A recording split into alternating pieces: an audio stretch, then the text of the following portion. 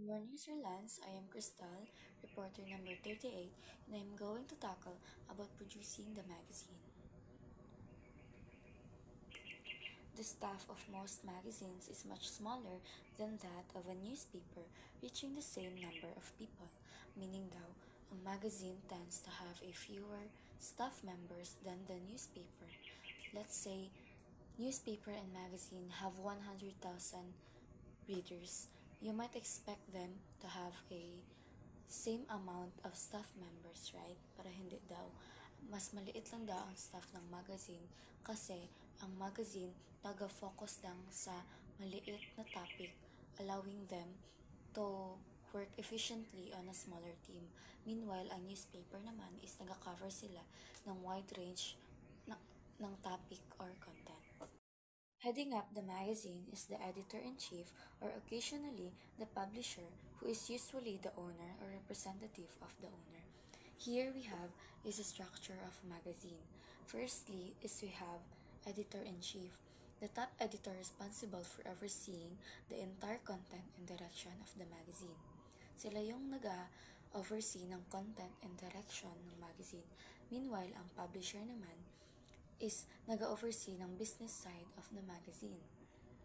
On large magazines, there may be an editor, a fiction editor. Ito yung responsible for selecting and editing short stories or serialized fiction. Fashion editor oversees fashion content, including articles, photo shoots, and trends. Or music editor handles music-related content such as reviews, interviews, or features. To plan editorial contents, editors will work from a formula that fits their magazine's profile. Each edition includes certain kinds of material is predetermined amounts, perhaps one short story, one sports article, two fashion article, and three feature article. The editors plan each issue at an editorial conference, usually months before the magazine is printed.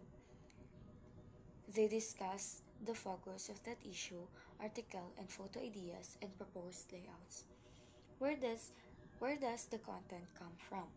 Some of the articles may be staff produced with writers and photographers sent to do a story on. Writers of essays, fiction, or timely nonfiction often submit the full manuscript without being asked. Now, ang tawag ng mga article na sinasabit ng writer sa publisher without being requested or being asked is called the unsolicited works. Now, what will happen to these unsolicited works? Magazines call this slush pile or over the transom manuscript.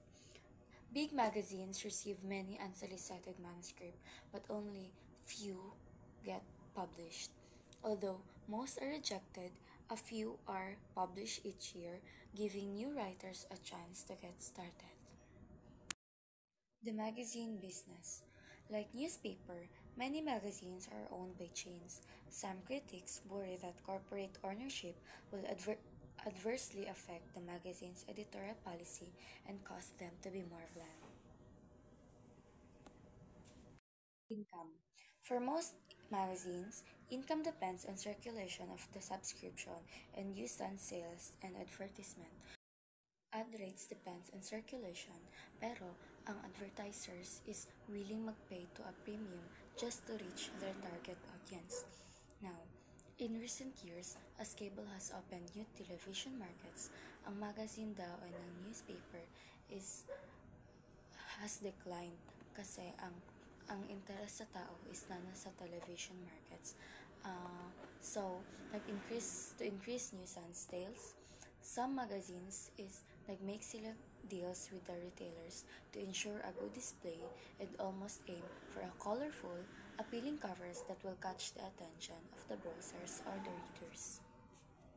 Now, the effect of advertising. On the one hand, highly successful magazines with solid readership can afford to be choosy about advertisers. For example, Modern Maturity.